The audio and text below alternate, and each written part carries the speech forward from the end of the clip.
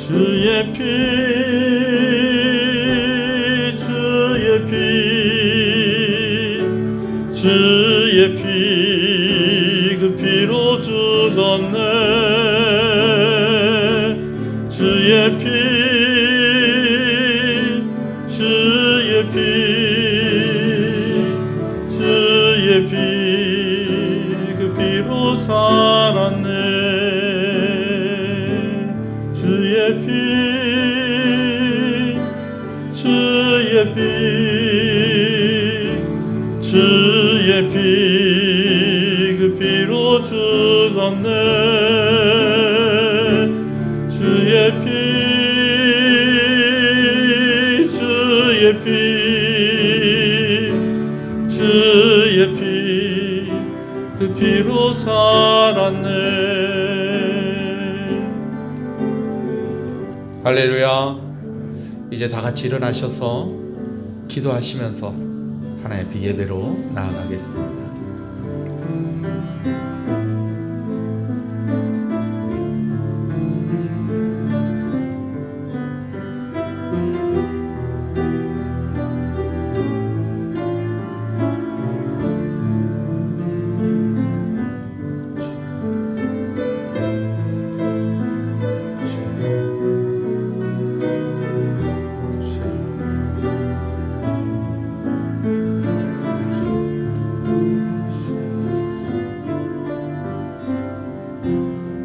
신앙을 고백하시겠습니다. 전능하사 천지를 만드신 하나님 아버지를 내가 믿사오며 그 외아들 우리 주 예수 그리스도를 믿사오니 이는 성령으로 잉태하사 동정녀 마리아에게 나시고 본디오 빌라도에게 고난을 받으사 십자가에 못 박혀 죽으시고 장사한 지 사흘 만에 죽은 자 가운데서 다시 살아나시며 하늘에 오르사 전능하신 하나님 우편에 앉아 계시다가 저리로서 산자와 죽은 자를 심판으로 오시리라.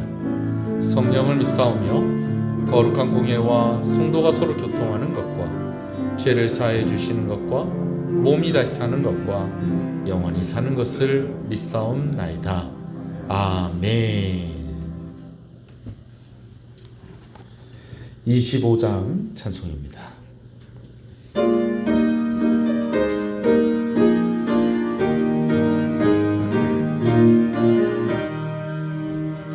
멸류관 벗어서 주 앞에 들이세 저 천사 기쁜 노래가 온 땅에 퍼지네.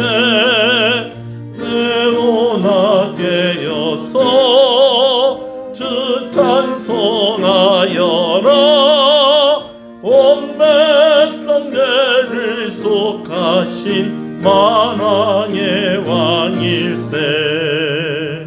멸류관 벗어서 주 앞에 들이세 그 손과 몸의 상처가 영광 중 빛나네. 하늘의 천사도 그 영광 보고서 고난의 신비 알고자 늘 음모하도다. 멸류관 벗어서 주 앞에 들이세 온 세상 전쟁 그치고 참 평화 오겠네. 주보다 앞에서 온 백성 엎드려 그 한량 없는 영광을 늘 찬송합니다.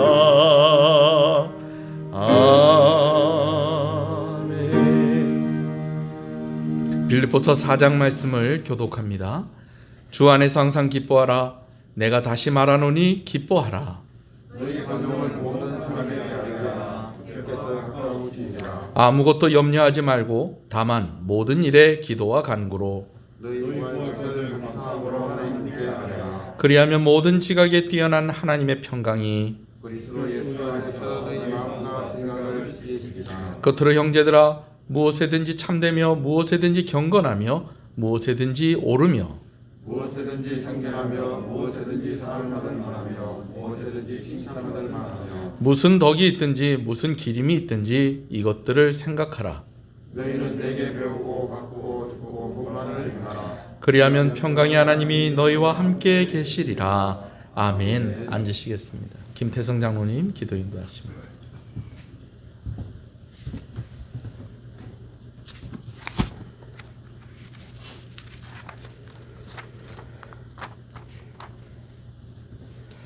살아서 역사하시고 우리의 생사화복을 주관하시는 하나님 아버지, 아무것도 아닌 나약한 저희들을 긍휼히 여기사 택하여 주시고 여기까지 인도하신 하나님의 크신 은혜에 무한 감사를 드립니다. 세상은 코로나19로 또 다른 여러 가지 이유로 더욱 힘들고 지쳐가는 이때에 하나님의 백성인 저희들은 거룩하고 복된 주일에 예배자로 나와왔습니다. 이 예배가 진정으로 마음과 정성을 다해 드리는 예배가 되게 하시고 이 예배를 통해 무한한 안식을 얻는 시간이 되게 하여 주시옵소서. 우리 삶에 하나님이 최우선이라고 말하고 늘 말씀대로 살겠다고 다짐하였건만 저희들의 삶은 세상 일이 항상 우선이었습니다. 말씀에 순종하지 않고 기도하지 않는 저희들의 모든 죄와 허물을 용서하시고 덮어주시옵소서. 살아가는 하나님 아버지, 우리나라 대한민국을 구원하여 주시옵소서. 하나님을 두려워하지 않는 교만하고 오만한 이 나라의 위증자들을 꾸짖어 주시고 그들이 진정으로 나라와 민족을 위해 간절히 기도하며 헌신하게 하여 주시옵소서. 우리나라 대한민국을 섬기는 대통령이 나오게 하시고 국민을 하늘같이 섬기는 대통령과 위정자들이 되게 하여 주시옵소서. 전 세계 코로나19로 힘든 시간을 지나고 있습니다. 속히 코로나가 종식되어 하나님께 마음껏 예배하고 찬양하며 영광 돌리는 시간이 속히 오게 하여 주시옵소서. 오늘도 하나님 아버지의 명령을 따르기 위해 열방으로 파송된 선교사들의 수고와 열정을 긍휼히 여기시고 그들의 안위와 건강을 지켜주시옵소서. 아직도 복음을 알지 못하는 민족들에게 하나님을 알리고 가르칠 때에 속히 천국이 이루어지게 하여 주시옵소서. 한국교회를 긍휼히 여기시며 이제는 한국교회가 외행적인 모습보다는 질적으로 성장하게 하시고 기성세대의 신앙생활이 다음 세대의 신앙으로 잘 양육되어 하나님을 더욱 잘 섬기며 복을 받게 하여 주시옵소서. 통영지역을 긍휼히 여기시고 지역교회가 동반 성장하게 하시며 경제가 살아나게 하셔서 우리의 삶도 더욱 윤택하여 하나님께 순종하며 잘 섬기게 하여 주시옵소서. 그 중심에 우리 통영시흥교회가 있게 하여 주시옵시고 우리 교회의 꿈을 주시고 그 꿈을 향해 성도들이 서로 중보하며 사랑으로 하나 되어 행복한 교회 공동체가 되게 하여 주시옵소서. 성도들의 생업위에 복과 은혜를 주시고 날마다 감사가 더하게 하여 주시옵소서.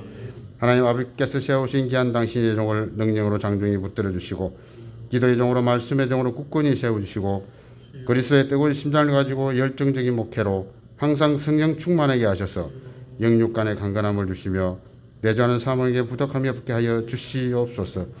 선포되는 말씀의 은혜 있게 하여 주시고 예배를 위해 수고하는 모든 손길을 기획하셔서 축복하시고 그들의 섬김이 이 예배를 더욱 빛나고 은혜롭게 하여 주시옵소서.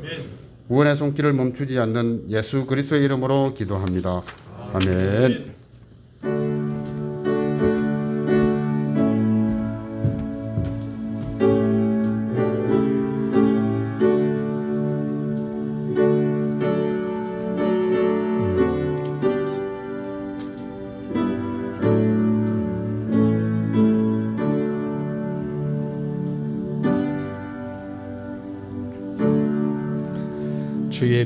주의 피, 그 피로 죽었네, 그 피로 살았네.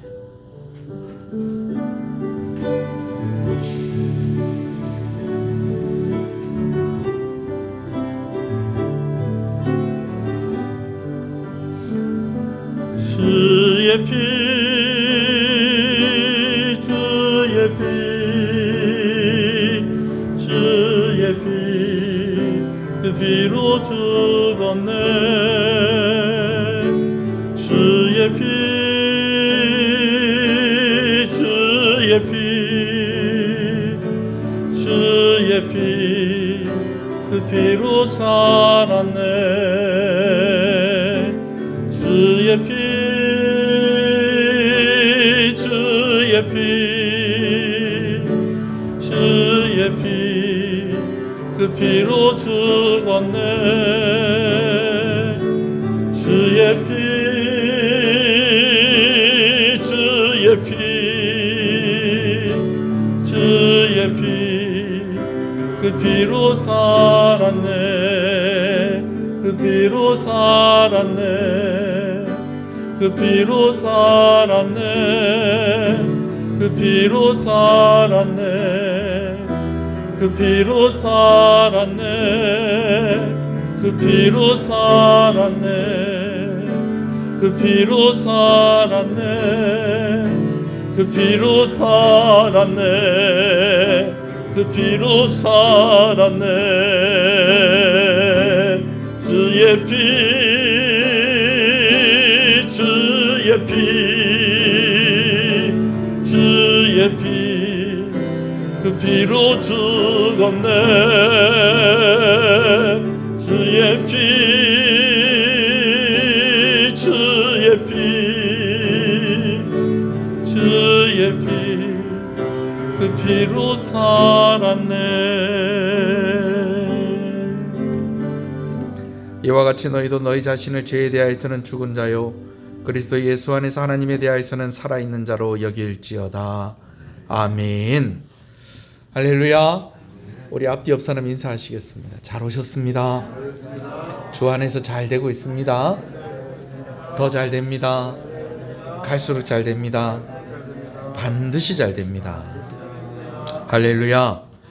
하나님 말씀을 함께 보겠습니다. 마태복음 21장 말씀입니다. 마태복음 21장 1절에서 14절의 말씀을 보겠습니다.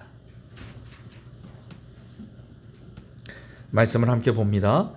예수께서 다시 비유로 대답하여 이르시되 천국은 마치 자기 아들을 위하여 혼인잔치를 베푼 어떤 임금과 같으니 그 종들을 보내어 그 청한 사람들을 혼인잔치에 오라 하였더니 오기를 싫어하거늘 다시 다른 종들을 보내며 이르되 청한 사람들 중에 이르기를 내가 오찬을 준비하되 나의 소와 살찐 짐승을 잡고 모든 것을 갖추었으니 혼인잔치에 오소서 하라 하였더니 그들이 돌아보지 않고 한 사람은 자기 밭으로 한 사람은 자기 사업하러 가고 그 남은 자들은 종들을 잡아 모욕하고 죽이니 임금이 노하여 군대를 보내어 그 살인한 자들을 진멸하고 그 동네를 불사르고 이에 종들에게 이르되 혼인잔치는 준비되었으나 청한 사람들은 합당하지 아니하니 네 거리 길에 가서 사람을 만나는 대로 혼인잔치에 청하여 오라 한대 종들이 길에 나가 악한 자나 선한 자나 만나는 대로 모두 데려오니 혼인잔치에 손님들이 가득한지라 손님을 보러 들어올세 거기서 예복을 입지 않은 한 사람을 보고 이르되 친구여 어찌하여 예복을 입지 않고 여기 들어왔느냐 하니 그가 아무 말도 못하거늘 임금이 사환들에게 말하되 그 손발을 묶어 바깥 어두운 데에 내던지라 거기서 슬피 울며 이를 갈게 되리라 하니라. 청함을 받은 자는 많되 택함을 입은 자는 적으니라. 아멘. 마태복음 22장 1절에서 14절의 말씀이었습니다. 할렐루야. 명절 잘 보내셨나요? 예. 명절 지나고 난 뒤에 또 오미크론 때문에 또 시끌시끌하긴 합니다만은 그래도 또 오늘 또 이렇게 모여서 함께 예배할 수 있고 또 여러분 만나게 돼서 너무 감사하고 고맙습니다. 하나님께 영광을 돌려드립니다. 또 영상을 통해서 하나님의 은혜를 구하며 나아가는 모든 이들을 주님의 이름으로 축복합니다. 할렐루야. 우리가 가끔씩 청첩장을 받을 때가 있어요. 청첩장을 받는다라는 것은 뭐가 있다는 겁니까? 결혼식이 있다라는 것이죠. 근데 이 청첩장을 받을 때마다 참 반가운 그런 마음으로 받을 때도 있지만 그렇지 않을 때도 있다라는 거예요. 무슨 말입니까? 아유 여기 참 별로 가고 싶지 않다. 여러분 이런 데도 있다 없다. 이런 데도 있다라는 거예요. 근데 단순히 이렇게 부주하고 이렇게 하는 것이 부담스러운 그런 면에서 우리가 이런 마음이 들 때도 있지만 좀 이분에게 이런 소식을 받는 것이 조금 불편한데 뭘 또 나한테까지 이렇게 알리셨나 라고 그렇게 생각이 될 때도 있고 또 때로는 좀 상처받고 뭔가 섭섭하고 지난번에 우리 잔치할 때는 안 오더니 그 잔치할 때는 또 오라고 또 이렇게 또 소식을 전하노. 뭐 또 이런 경우들도 있고 하여튼 여러 가지 경우들이 있다라는 거예요. 여러분 그런 때에 여러분 그렇지만은 가기 싫은데도 꼭 가야 하는 데가 또 있다 없다. 꼭 가야 하는 데가 또 있다라는 것입니다. 특히 어른들의 경우 뭐 내 친구나 뭐 내 손 아래 사람이나 뭐 이런 사람들 같으면 또 모르겠지만 나에게 어른이 또 이렇게 소식을 알려왔을 때는 좀 부담스럽고 가고 싶지 않지만 그래도 또 가야 되는 것이 또 결혼식이고 잔치고 그렇죠. 오늘 말씀해 보니까 어떤 임금이 혼인잔치를 베풀었습니다. 그 혼인잔치는 임금의 아들을 위한 혼인잔치였습니다. 잔치날이 되어서 임금은 청한 사람들에게 종들을 보내어서 잔치에 참여할 것을 다시 한번 알리게 됩니다. 우리는 보통 이렇게 뭐 한번 이렇게 청첩장이나 전화로 이렇게 소식을 알리지만 여러분 우리도 좀 그렇잖아요. 중요한 사람은 아유 그날 오실 수 있습니까? 혹시 잊으신 거 아니지요? 하면서 다시 한번 더 확인할 때가 있습니까? 없습니까? 있다는 거예요. 유대인들 같은 경우에는 한 3번 정도를 알린다는 거예요. 처음에는 이날 이렇게 합니다. 그러니까 꼭 와주십시오. 이렇게 이야기를 하고 또 한 번 보내서는 한 번 더 소식을 알리면서 그날 오실 수 있겠습니까? 저희가 잘 준비하고 있습니다. 오늘 오실 수 있습니까? 우리 준비 다 해놨습니다. 뭐 이렇게 알리고 또 한 번 더 지금 오십니까? 이런 식으로 이렇게 소식을 알리는 겁니다. 그래서 오늘 말씀에도 뭐라고 되어 있냐? 청함을 받은 사람에게 종들을 보냈다는 거예요. 여러분 청함을 받은 사람이 있다는 건 이미 소식이 한 번 갔다는 거예요. 한 번 갔고 이제 이 사람들이 이제 올 거를 기다리는 중에 종들을 한 번 더 보낸 겁니다. 근데 종들을 이렇게 보냈는데 그 누가 보냈다는 거예요? 임금이 보냈다는 거예요. 임금이 왕이 이제 종들을 보냈어요. 근데 청함을 받은 사람들의 반응이 이상합니다. 왕이 초청을 했는데 안 가겠다는 거예요. 잔치에 오지 않겠다는 거예요. 아니 왕이 초청을 했는데 왜 오기 싫다고 이렇게 이야기하는 것일까? 그래서 왕이 다시 종들을 보내서 점심때에도 먹을 수 있도록 오찬이 준비되어 있다는 거예요. 그러니까 점심때도 먹을 수 있도록 소와 살찐 짐승과 모든 거 다 갖추었으니 오십시오. 여러분 이 말은 뭡니까? 아마 아침쯤에 오늘 아침 드시러 오십시오. 아침부터 이렇게 와서 잔치 참석하십시오. 이렇게 알린 것 같아요. 아니면 그 전날 이제 보통 유대인들 같아요. 우리는 이제 잔치 끝나고 하는데 저녁 때나 뭐 이렇게 뭐 점심 같이 먹든지 이렇게 하면서 잔치를 하는데 유대인들은 그 전날에 또 잔치를 하는 경우들이 많이 있었거든요. 보통 그렇게 하거든요.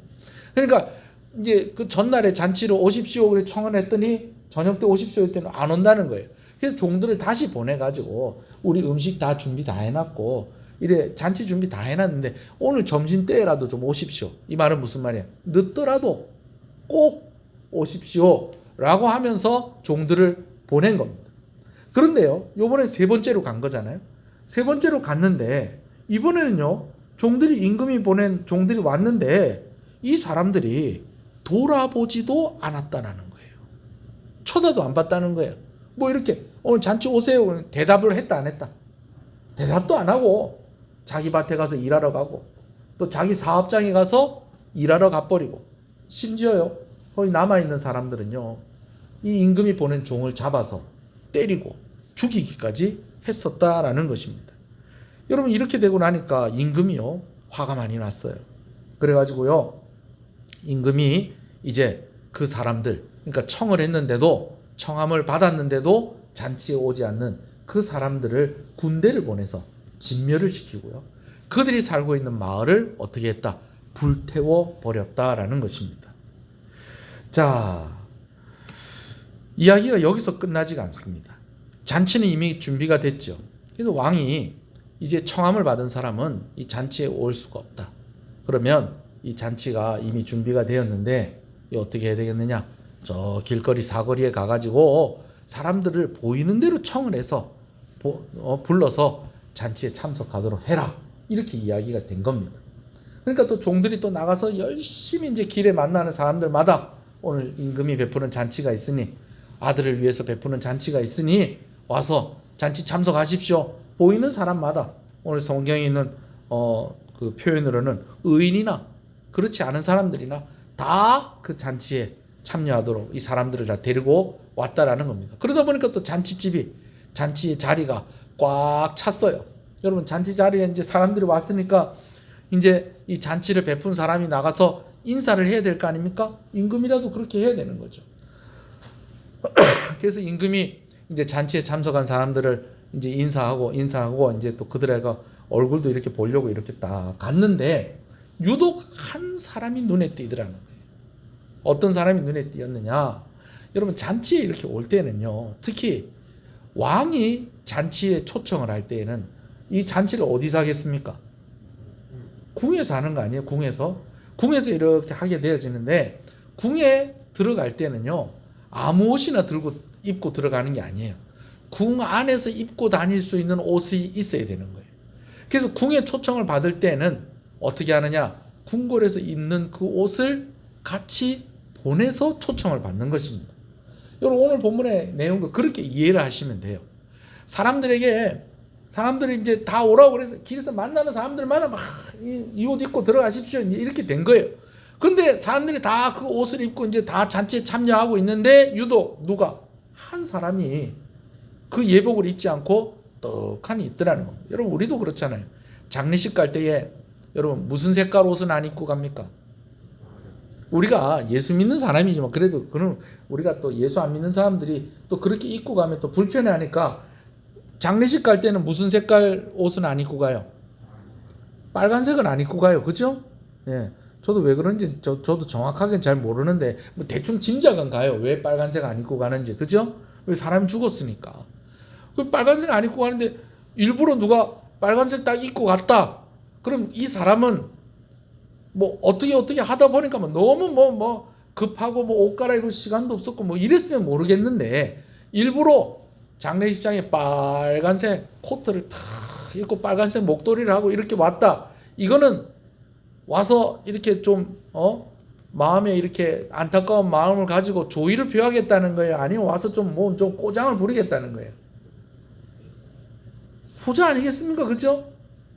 그런 것처럼 유독 한 사람이 그러고 있더라는 거예요. 그 왕이 묻죠. 왜 너는 예복을 입지 않았느냐? 왜 너는이라고 하지 않고 오늘 본문의 표현대로 형제여 너는 어찌하여 예복을 입지 않았느냐라고 그렇게 묻습니다. 그랬더니 이 사람이 대답을 해요, 못해요? 대답을 못하더라는 거예요. 여러분, 대답을 못했다는 것은 어떤 의미가 있냐면 모르고 그런 것도 아니고 실수로 그런 것도 아니라는 거예요. 여러분, 모르고 그랬다면 어떻게 하겠어요? 제가 이렇게 입고 오면 안 되는 줄 제가 몰랐습니다. 이렇게 얘기할 거 아니에요, 그죠? 또 실수로 제가 아까 그 옷을 받았는데 뭐 제가 화장실 갔다 온 사이에 이 옷이 없어져갖고 막 일이 됐습니다. 제가 이 실수를 했네. 죄송합니다. 이렇게 얘기가 될 건데 아무 말도 못했다는 것은 변명의 여지가 없었다는 거예요. 그러니까 임금이 이제 종들에게 이야기하기를 저 사람의 손발을 묶어서 어두운데 내던져라. 응? 내던져라. 여러분, 만약에 손발이 묶여있는데 짐승이라도 지나가다가 막 이렇게 해를 끼치고 그러면 어떡하겠어요? 이건 어떻게 된 겁니까? 징계를 받았다는 거예요. 벌을 받았다라는 것이죠. 그러면서 예수님께서 뭐라고 말씀하시느냐? 청함을 받은 자는 많되 택함을 입은 자는 적으니라. 여러분, 이렇게 말씀을 하시고 난 뒤에 이 말씀으로 결론을 맺으셨어요. 여러분, 오늘 말씀은요, 예수님께서 비유로 하신 말씀입니다. 실제로 이런 일이 있었다 없었다? 실제로 이런 왕이 있다 없다? 이런 왕이 있고 이런 잔치가 있고 뭐 이렇게 됐는데 이래갖고 이런 일이 있었고 이런 일이 있었다라는 이야기가 아니고 예수님께서 무엇으로 말씀하신 것이다? 비유로 말씀하신 것입니다. 특별히 이 말씀은요, 마태복음 21장에 대제사장과 백성들의 장로들이 예수님께 나왔을 때에 이미 말씀하신 두 개의 비유의 말씀과 연결이 되어지는 말씀입니다. 그런데 여러분, 제가 방금 전에 여러분들한테 이런 이야기를 했어요. 이런 일이 있었다 없었다? 있었다 없었다? 없었다는 거예요. 근데 예수님께서 비유로 말씀을 하신 거예요. 그러나 이 말씀 속에는요, 예언적인 의미가 또한 포함이 되어 있다는 거예요. 예언적인 의미가 포함이 되어 있다는 것은 오늘 이야기에 이렇게 있었던 일들이 앞으로 이런 일들과 좀 비슷한 일들이, 유사한 일들이 앞으로 있을 거다 없을 거다? 있을 거다라는 그런 내용도 같이 담고 있는 그런 비유의 말씀이시다라는 것입니다. 자, 오늘 말씀 다시 한 번 더 살펴볼게요. 이 말씀 언제 주신 것이냐? 예수님께서 예루살렘에 입성하시고 성전에 가셔서 성전에서 돈 바꾸고 또 장사하고 하는 사람들 다 내쫓아 버렸었어요. 근데 여러분, 이 사람들이 그냥 와서 뭐 선착순으로 와서 장사하고 돈 바꿔주는 사람이었다고요? 아니요. 다 돈 내고 거기 와서 장사하고 돈 바꿔주는 사람이었어요. 그 돈 누가 받아먹었겠어요? 이제 권위가 있는 그 사람들이 받아먹지 않았겠어요? 그 사람들이 이제 난감해진 거예요. 곤란해진 거예요. 그 사람들이 누굽니까? 대제사장이고 백성들의 장로들이고 그런 것입니다. 그래서 예수님께 따지러 온 거예요. 아니, 무슨 권위로 이렇게 와가지고 무슨 권리를 가지고 이 사람들 다 내쫓았느냐? 그리고 당신한테 이런 권위를 준 사람이 누구냐? 이러면서 예수님을 따지러 온 겁니다. 그때에 예수님께서 무슨 이야기를 하십니까? 죽은 세례 요한을 언급을 하시면서 말씀을 하신 것이 이미 두 가지가 있었다는 거예요. 한 가지는 이제 포도원을 가진 아버지가 있었는데 두 아들이 있었어요. 첫째 아들한테 가서 얘야, 오늘 저 포도원에 가서 일을 좀 하거라 그랬더니 여러분, 첫째 아들이 대답을 뭐라고 했다는 거예요? 예, 아버지 가겠습니다. 이거 잊어버리면 안 되죠. 뭐 몇 주나 됐다고 이제 제가 계속 얘기하고 있잖아요. 그죠? 큰아들한테 얘기했더니 큰아들은 대답은 뭐라고 했다는 거예요? 예, 아버지 가겠습니다. 대답은 그래놓고선 갔다는 거예요? 안 갔다는 거예요? 안 갔다는 거예요. 근데 이 아버지가 아들이 또 하나가 더 있었어요. 둘째 아들한테 가가지고 얘야, 오늘 포도원에 가서 좀 일을 좀 하거라 그렇게 얘기했더니 둘째 아들은 대답을 뭐라고 해요? 실소이다, 난 안 갈래요, 이렇게 된 거예요. 그런데 나중에 돌이켜서 이 둘째 아들은 어떻게 했다는 거예요? 가서 일을 했다는 거예요. 예수님께서 이 이야기를 하나를 하셨어요. 그리고 또 한 가지 이야기를 하시기를, 어떤 사람이 포도원을 만들어 가지고 이제 울타리를 탁 치고 망대도 치고 즙틀도 갖다 놓고 그래서 포도를 잘 농사를 짓기만 하면 되는 그런 좋은 포도원을 만들어 놓고 이제 자기가 먼 곳 외국으로 가면서 일꾼들에게, 농부들에게 이 포도원을 맡겨놓고 갔다는 거예요. 포도원 이렇게 맡겨놓고 갔는데 이제 포도를 추수할 때가 되어서 이제 주인이 이제 종들을 보내서 이제 포도 수확한 것을 좀 받아가지고 오너라 이렇게 시켰어요. 그래서 시켰더니 이 농부들이 이걸 뭐 다 달라고 그랬겠어요? 이제 자기들이 자기 땅도 아닌데 와서 농사 짓고 했으니까 땅 주인한테 또 얼마 좀 돌려줘야 될 거 아니에요. 그렇죠? 근데 이제 종들이 그걸 받으러 왔는데 그 종들을 어떻게 했다는 거예요? 어떤 이는 때리고, 어떤 이는 죽이고, 어떤 이에게는 돌을 던졌다는 거예요. 그러니까 이제 그러고 이제 종들이 돌아와 놓으니까 이제 이 주인이 어떻게 합니까? 다시 한 번 더 종을 보냅니다. 더 많은 종들을 보내요. 그러나 여전히 이 악한 농부들이 어떻게 했다는 거예요? 어떤 이는 때리고, 어떤 이는 죽이고, 어떤 이에게는 돌을 던지고 이렇게 했었다는 거예요. 여러분, 이렇게 되니까 이 주인이 이제는 누구를 보낸다는 거예요? 아들을 보냈다는 거예요. 내 아들을 보냈을 때는 이렇게 하지 않겠지. 그래서 아들을 보냈더니 이 아들을 보더니 이 악한 농부들이 어떤 마음을 품고 있냐? 저는 상속자 아니냐? 그러니까 저 사람 죽이면은 이 땅은 다 누구 거 되겠구나. 이 포도밭은 다 누구 거 되겠구나. 우리 거 되겠구나. 그래서 이 아들을 죽여버렸다는 거예요. 그러면서 예수님께서 이제 대제사장과 백성들의 장로들에게 묻기를 뭐라고 묻습니까? 너희 같으면 이런 상황 같은 가운데 어떻게 했겠느냐 그랬더니 자기들이 대답을 하기를 뭐라고 대답을 해요? 이들을 다 진멸하고 다른 사람에게 포도원을 줘야 되지 않겠습니까? 이렇게 이야기를 하는데 가만히 이야기를 하고 또 계속해서 예수님 말씀을 듣고 보니까 이 얘기가 지금 다 누구 얘기인 거예요? 다 자기들 얘기인 거예요. 자, 첫 번째 이야기에서 이 대제사장과 백성들의 장로들이 해당하는 아들은 첫째 아들이겠습니까? 둘째 아들이겠습니까? 첫째 아들이겠어요? 둘째 아들이겠어요? 첫째 아들이죠. 첫째 아들. 대답은 뭐라고 하고 얘라고 해놓고서 실제로는 가서 일하지 않은 거예요. 여러분, 유대인들이 그랬다는 거예요. 그들이 하나님을 믿는다고 하지만 실제로 하나님을 제대로 믿지 않고 있었다는 거예요. 입술로는 하나님을 믿는다고 하지만 그러나 그들의 중심에 하나님이 없었다라는 것이죠. 지금 예수님에 와서 따지는 사람들도 그런 이들이에요. 내 집은 만민이 기도하는 집이라. 분명히 말씀에 그렇게 기록이 되어 있는데 그런 성전을 무엇으로 바꿔버렸다는 거예요. 장사하는 곳으로, 강도의 소굴로 그렇게 바꿔버렸다라는 것이죠. 여러분, 두 번째 이야기에서의 유대인들은 누구에 해당하겠습니까? 1번 참 제가 대답하라고 제가 이렇게도 얘기합니다. 1번 악한 농부, 아니 1번 포도원 주인, 2번 악한 농부, 3번 주인이 보낸 종들, 4번 주인이 보낸 아들. 2번이죠. 2번. 악한 농부들에 해당하는 것이죠. 여러분, 이 이야기가 오늘 본문의 이야기로 또 연결이 되어진다는 거예요. 그럼 오늘 본문에서의 유대인들은 누구겠습니까? 청함을 받았으나 오지 않은 사람들. 오히려 종들을 보냈는데 그 종들을 때리고 죽인 바로 그 사람들. 그래서 진멸을 당하고 동네가 불타 없어지게 되어진 바로 그 사람들이 유대인들이고 지금 예수님께 찾아와서 따지고 있는 바로 그 사람들이다라는 것입니다. 이야기를 이렇게 보면요, 조금 좀 이상하게 느껴지기도 해요. 왜냐하면 비유기 때문에 그래요. 여러분, 잔치를 베풀었어요. 누가요? 왕이 베풀었어요. 그러면은 우리가 아까도 얘기했듯이 가고 싶지 않지만 그래도 가야 되는 자리가 있다고 그랬잖아요. 그죠? 왕이 잔치를 베풀었으면 그래도 백성 같으면 그래도 또 왕이 또 아무나 오시오 그랬으면 모르겠는데 일부러 종을 보내서 몇 번이나 3번이나 보내서 오라고 했으면 와야 돼요, 안 와야 돼요?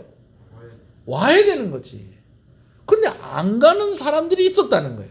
야, 이해가 할 수가 없다. 이해를 할 수가 없다. 또 안 왔다고 또 보낸 종들을 또 죽였다고 해서 또 왕이 또 군대를 보내서 또 그 사람들 또 다 죽여버려요.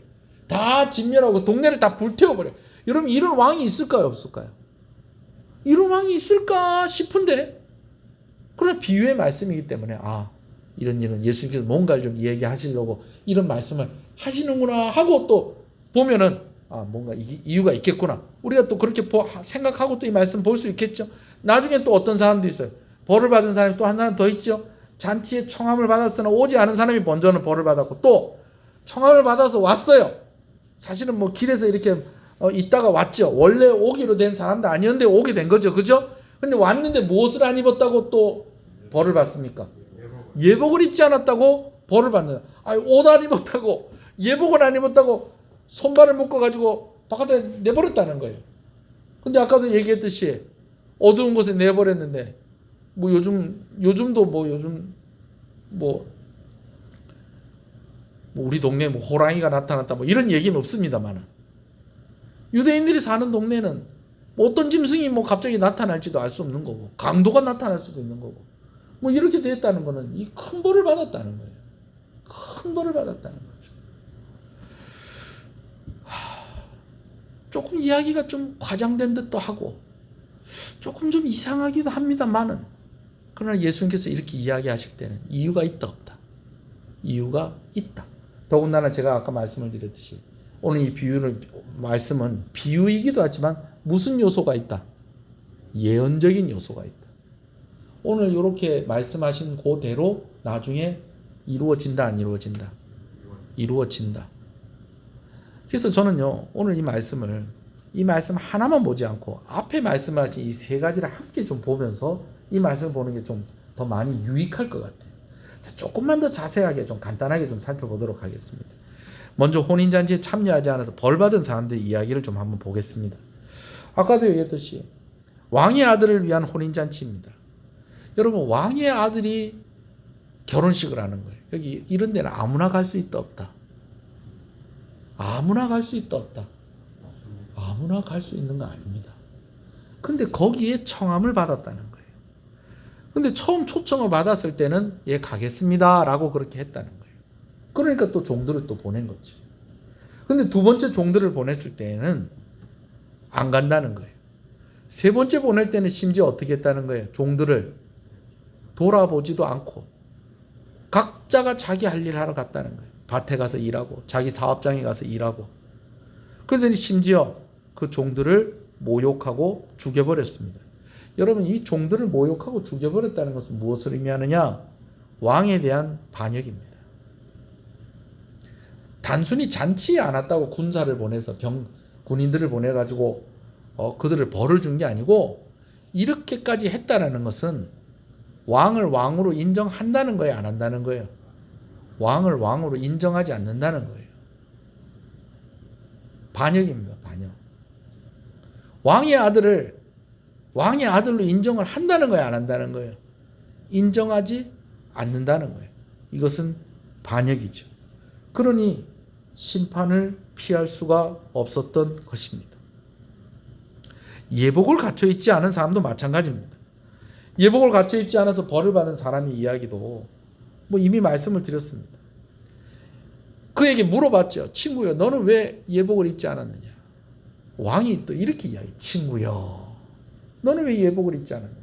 근데 이 사람이 말을 뭐 어떻게 대꾸를 할 수 있었다 없었다? 할 수가 없었다는 거예요. 변명의 여지가 있다 없다? 변명의 여지가 없다는 거예요. 실수한 거다? 아니요. 모르고 이런 거다? 아니요. 일부러 이런 거라는 거예요. 그럼 어떻게 일부러 이렇게 할 수가 있느냐? 이 또한 이 사람이 왕을 왕으로 인정하지 않았다는 것입니다. 그래서 손발이 묶여서 바깥으로 내침을 받았다라는 것이죠. 여러분, 앞선 두 얘기도 마찬가지입니다.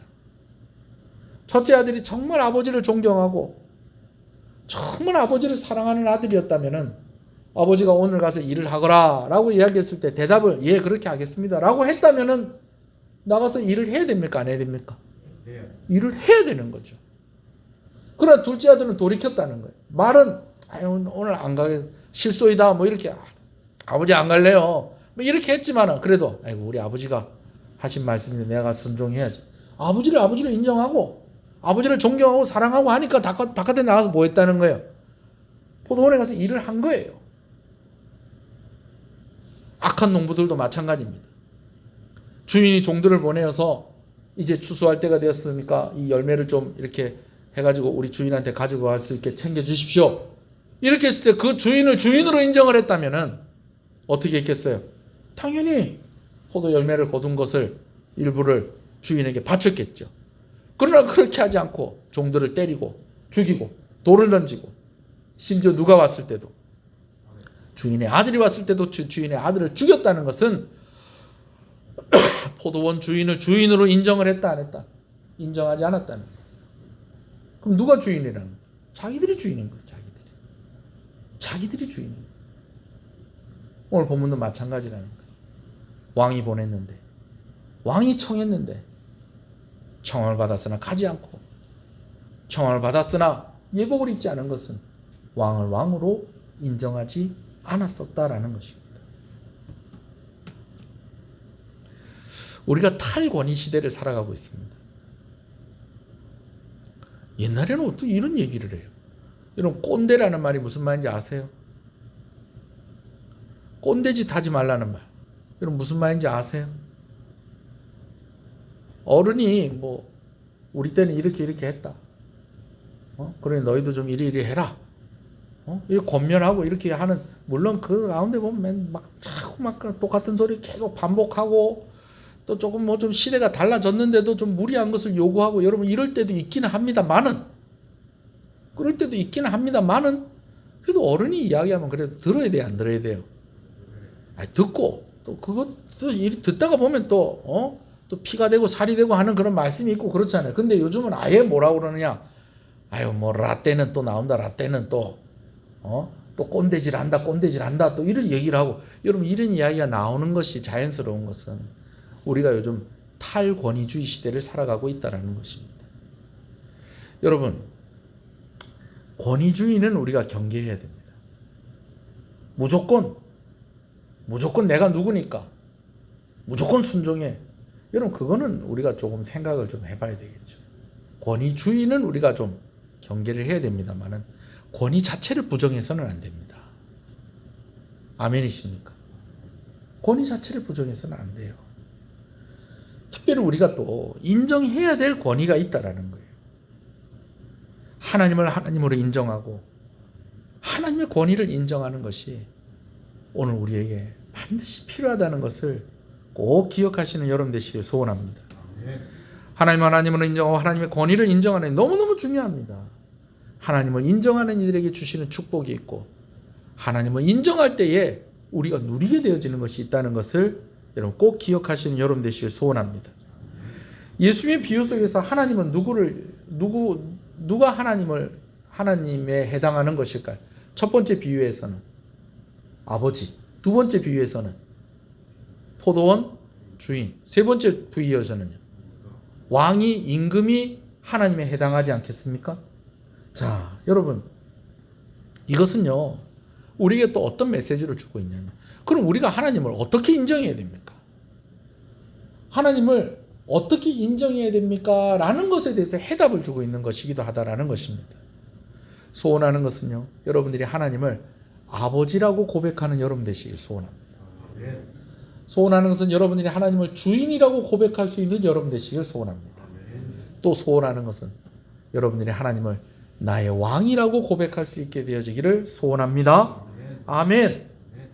여러분, 이 세 가지는요 우리가 부정할 수 없는 권위예요. 부정할 수 없는 권위. 아버지, 나의 주인, 나의 왕.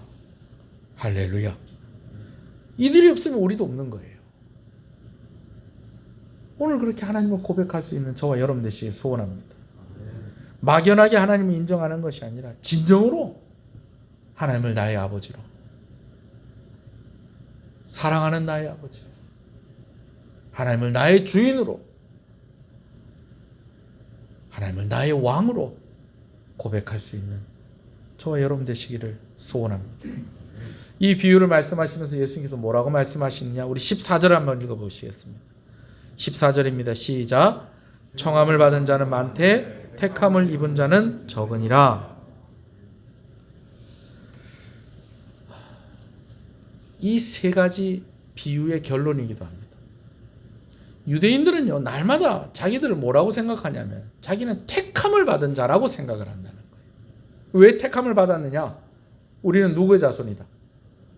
아브라함의 자손이다. 그래서 우리는 택함을 받은 자들이다. 근데 예수님께서는 오히려 뭐라고 얘기하시냐? 아니, 너희는 택함을 받은 사람이 청함을 받은 사람이다.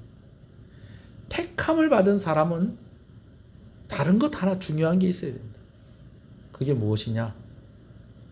하나님을 하나님으로 인정하는 것. 하나님을 아버지라고 고백하고, 하나님을 나의 주인이라고 고백하고, 하나님을 나의 왕이라고 고백하는 그 사람이 진정으로 뭐한 사람이다? 택함을 받은 사람이다라는 것입니다. 제가 오늘 이제 예복을 입은 것에 대해서 의미를 제가 좀 자세히 이야기하지 않았는데, 오늘 오예배 시간에 제가 이야기를 하겠습니다. 간단하게만 얘기를 하면 이렇습니다. 여러분, 예복은요 우리가 어떤 선한 일을 해야지, 착한 일을 많이 해야지 천국 간다는 그런 의미가 아닙니다. 잔치에 참여했다는 것은요 우리가 영적으로는요 우리가 천국에 들어간다라는 것을 의미하는 것입니다. 근데 천국에 들어가려면 뭘 입어야 된다는 거예요? 예복을 입어야 된다는 거예요. 그래서 사람들이 이야기하기를, 다른 사람들은 다 착한 사람인데 이 사람은 나쁜 사람이구나. 여러분, 그렇게 이해를 하시면 안 돼요. 오늘 우리가 천국 갈 때 조건이 있다는 겁니다. 그게 무엇입니까? 믿음입니다. 믿음. 그 아들을 믿는 믿음.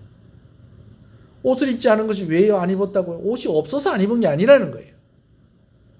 왕을 인정하지 않고 왕의 아들을 인정하지 않았다는 것입니다. 그럼 옷을 입었죠. 여러분, 오예배 때 제가 자세히 더 이야기하겠습니다. 말씀을 마무리하겠습니다. 다시 말씀을 드리면 유대인들은 자신들이 택함을 받은 사람들이라고 그렇게 생각을 했습니다. 아브라함의 자손이라는 것이죠. 그러나 그들은 어떤 모습을 보였다는 것입니까? 임금이 다시 한번 종들을 보냈을 때에 잔치에 가지 않겠습니다. 나는 왕이라 인정하지 않는 사람입니다. 왕이 오라고 그래도 나는 안 갑니다. 한 번도 왕이 종을 보냈더니 이제는 쳐다도 보지 않습니다. 그러더니요 이제는 그 보낸 종들을 때리고 죽이기까지 합니다. 여러분, 오늘 이 말씀이 예언적인 의미가 들어있다고 그랬는데, 실제로 예수님의 비유 속에서, 특별히 두 번째 비유 속에서는 누가 죽습니까? 마지막에는 아들이 죽습니다. 근데 이 일이 실제로 일어났다는 것입니다. 하나님께서 그 아들 예수 그리스도를 보내셨는데 그 아들을 외면하고 오히려 그 아들을 죽였다는 것입니다. 세례 요한을 포함해서 많은 선지자들이 외면을 받고 그렇게 죽임을 당했다는 것입니다. 비유 속에서 어떻게 되어집니까? 그릇된 사람들이 다 진멸을 당했다는 것입니다. 오늘 말씀에는 그 동네가 불태워졌다는 것입니다. 예수께서 이 말씀하시고 난 뒤에 약 70년이 흐르고 나서 예루살렘이 완전히 불타 없어져 버립니다. 온 유대인들이 전 세계 방방 곳곳으로 확 흩어져 버리고 그렇게 되어 버립니다. 무엇보다 중요한 것은 예수님께서 예수님 비유 속의 아들처럼 그렇게 죽임을 당했다라는 것입니다. 여러분, 하나님 왜 그렇게 하셨다는 것입니까? 오늘 우리를 포기하지 않으신다는 것이죠. 오늘 제가 한 번 더 이 말씀을 드립니다. 오늘 주인이 왕이 종들을 보냈을 때 뭐라고 얘기합니까? 늦더라도 오라는 거예요. 준비 다 해놨으니까 늦더라도 오라는 거예요. 그래도 오지 않는다는 거예요.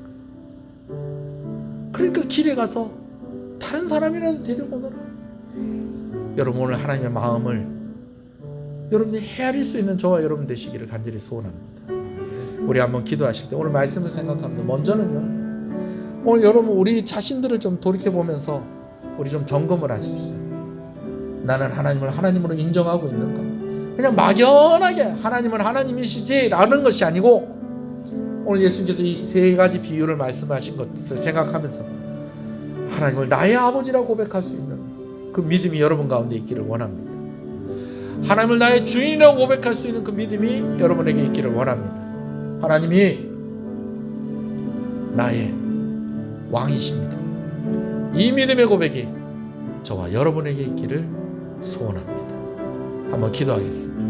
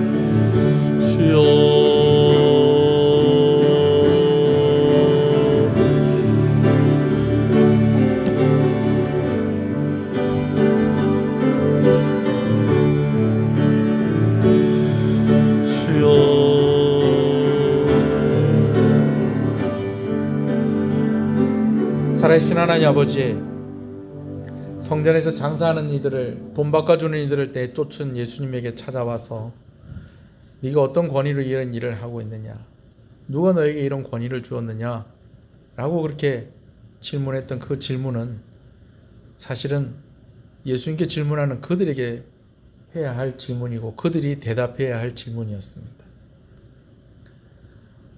오늘 우리는 하나님을 하나님으로 인정하고 살아가고 있습니까? 특별히 오늘 예수님의 비유 속에 있는 그런 하나님을 상징하고 있는, 의미하고 있는 것들을 생각할 때 예수님께서 그냥 우연히 그렇게 말씀하신 것이 아니라 오늘 우리가 그 세 가지 영역에서 세 가지 고백으로 하나님을 인정함이 있어야 된다는 것을 다시 한번 생각하게 되어집니다. 소원하는 것은 하나님을 아버지라 인정하는 자들이 되게 하여 주시옵소서. 진정으로 사랑하고 정말 아버지를 인정하는 그 믿음의 고백이, 하나님을 그렇게 인정하는 그 믿음의 고백이 우리 가운데 있게 하여 주시옵소서. 이것이 우리가 갖추어야 할 예복인 줄로 믿습니다. 하나님을 나의 주인이라 고백함이 오늘 우리 가운데 있게 하여 주시옵소서. 하나님이 나의 주인이십니다. 내 모든 것이 하나님의 것입니다. 이 고백이 우리 가운데 있게 하여 주시옵소서. 이것이 우리가 갖춰야 할 예복인 줄로 믿습니다. 그리고 또한 우리가 하나님을 왕으로 고백하는 이들이 되게 하여 주시옵소서. 하나님 나의 왕이십니다. 하나님이 나를 다스리십니다. 하나님이 나를 다스려 주시옵소서. 그 다스림 가운데 있겠습니다. 오늘 이 고백이 우리가 갖추어야 할 예복인 줄로 압니다. 그의 피로 우리는 죄에 대하여서 죽었습니다. 그의 피로 우리는 이제는 살았습니다. 하나님 안에서 다시 살게 되었습니다. 아들을 인정하고 하나님의 아들을 나의 구주라고 고백하는 이 믿음의 고백, 우리 가운데 있게 하여 주시옵소서. 우리 가운데 아직까지 이 고백을 하지 못하는 이들이 있다면 하나님을 나의 주인이라 고백할 수 있도록 은혜 주시기를 간절히 소원합니다. 나의 아버지라 나의 왕이라 고백할 수 있도록 은혜 주시기를 간절히 소원합니다. 또한 회복을 위해서 기도합니다. 먼저 청함을 받았다는 것입니다. 처음 대답은 그들이 잔치에 가겠다는 것이었습니다. 그런데 언제부터인가 두 번째 청함을 받았을 때는 가지 않겠다 이야기하더니 세 번째 청함을 받았을 때는 그 말을 전하러 온 종들을 모욕하고 죽이기까지 했었다는 것입니다. 오늘 우리가 좀 느슨한 정도가 아니라 정말 하나님을 잃어버리고 살아가는 그런 모습으로 우리가 있지는 않습니까? 잔치집에 와 있기는 하지만 예복을 입지 않은 것처럼 오늘 예배당에 우리가 앉아 있기는 하지만 우리가 정말 하나님을 인정하지 않고 하나님을 잃어버리고 그냥 몸만 와서 앉아 있는 그런 모습은 아닙니까? 회복되어져야 된다면 아버지 우리 가운데 회복이 일어나게 하여 주시옵소서. 주의 성령께서 우리를 붙잡아 주시옵소서. 하나님 우리를 도와주시옵소서. 믿음 없음을 불쌍히 여겨 주시옵소서. 아버지 하나님 식어진 가슴이 다시 하나님으로 인하여 뜨거워지게 하여 주시옵시고 주의 이름을 부르며 다시 힘을 내는 우리 성도들 되게 하여 주시기를 간절히 소원하고 소원합니다. 하나님 감사합니다. 오늘 주일 예배로 하나님 앞에 나옵니다. 주일 헌금으로 하나님께 드립니다. 주정 헌금으로 드립니다. 드린 손길들을 기억하시고 아버지 건강의 문제로 물질의 문제로 시험 들지 아니하도록 늘 살펴주시고 은혜 주시기를 소원합니다. 하나님 나의 주인임으로 고백하고 나의 아버지로 나의 왕으로 고백하며 10의 1조를 드립니다. 드린 손길 가운데 하나님 은혜를 주시옵소서. 하나님 권위를 인정하는 자들에게 그 권위로 인해서 보호받고 누리는 것들을 마음껏 누릴 수 있게 하여 주시옵소서. 선교헌금으로 드립니다. 하나님 감사합니다. 귀한 선교사님들과 함께 협력하게 하시는 것을 감사합니다. 하나님 우리 선교사님들 사역 가운데 늘 함께 하시고 열매가 있게 하시고 사물 아버지 하나님께 충성을 다할 때에 외롭지 않게 하시고 일꾼을 붙여주시고 아버지 하나님께서 늘 하나님께서 민감하게 말씀하여 주시고 그러한 상황들 속에서 지치지 않게 잘 감당할 수 있도록 능력을 허락하여 주시기를 소원합니다. 이를 위해서 함께 기도하고 함께 아버지 하나님 물질로 헌신하는 이들에게 큰 은혜 주시기를 소원합니다. 건축헌금으로 드립니다. 하나님 감사합니다. 교회가 하나님의 사명을 받은 그 일들을 감당할 때에 아버지 하나님 부족함이 없게 하시고 이를 위하여서 헌신하는 손길이 오니 더하여 드리는 손길이 오니 은혜를 주시고 또 자녀들의 이름으로 드립니다. 하나님께서 함께 하시고 은혜와 복을 더하여 주시옵소서. 감사함으로 드립니다. 하나님 감사합니다. 하나님의 크신 은혜 항상 감사합니다. 하나님 감사합니다. 감사함으로 드립니다. 하나님 감사합니다. 감사함으로 드립니다. 하나님 감사합니다. 범사에 감사합니다. 하나님 감사합니다. 범사에 감사합니다. 하나님 감사합니다. 감사함으로 드립니다. 하나님 감사합니다. 감사함으로 드립니다. 하나님 감사합니다. 명절을 지나면서 반가운 얼굴들을 만나게 하시고 또 그런 가운데서도 또 우리는 근심하고 걱정하고 또 기도해야 될 여러 가지 일들을 만납니다. 그러나 그 모든 상황들 속에서 오늘도 우리가 하나님께 감사하게 하시고 하나님 이름을 높이게 하시는 것을 감사합니다. 드린 손길들을 주께서 기억하시고 아버지 하나님 우리 온 성도들의 가정 가운데 감사가 넘치게 하여 주시옵소서. 믿음으로 고백하게 하여 주시옵소서. 실제로 하나님께서 채워주시고 은혜를 주시옵소서. 예배하며 나옵니다. 하나님이 예배를 위하여서 헌신하는 이들이 있습니다. 예배당을 청소하고 차량을 운행하고 반주자로서 안내하는 이들로서 헌금위원으로 여러 모양으로 섬기는 손길들 주께서 기억하여 주시옵소서. 교사로 구역장으로 각 기관의 임영원으로 하나님 더하여 드리는 헌신에 하나님께서 은혜와 복을 주시옵소서. 귀한 장로님들, 귀한 권사님들, 귀한 집사님들, 모든 재직들과 모든 성도들에게 은혜가 넘치게 하여 주시옵시고 이 은혜의 넘침이 우리 주변의 사람에게까지 흘러가게 하여 주시옵소서. 이 나라를 기억하여 주시옵소서. 하나님, 전쟁의 위협으로부터 우리를 보호하여 주시고 질병의 위협으로부터 우리를 보호하여 주시옵소서. 군복무 중에 있는 아들들을 주께서 기억하여 주시고 건강하게 잘 감당하게 하여 주시옵소서. 질병과 싸우고 있습니다. 그러나 최전선에서 앞장서서 싸우고 있는 이들이 있습니다. 공직자들과 또 의료진들 가운데 하나님께서 함께하여 주셔서 강건하게 하시고 힘을 더하여 주시기를 간절히 소원합니다. 어서 이 일이 종식되기를 소원합니다. 준비된 교회가 되게 하여 주시옵소서. 하나님, 우리 교회가 그냥 막연히 손 놓고 있는 것이 아니라 열심히 기도하고 열심히 준비하고 또 그 가운데서도 전도되고 또 열매가 맺혀지는 생명의 역사가 우리 교회 가운데 일어나게 하여 주시옵소서. 하나님, 다시 한번 기도합니다. 오늘 우리가 하나님을 하나님으로 인정할 때 아버지라 고백하게 하시고 주인이라 고백하게 하시고 왕이라 고백하게 하여 주시옵소서.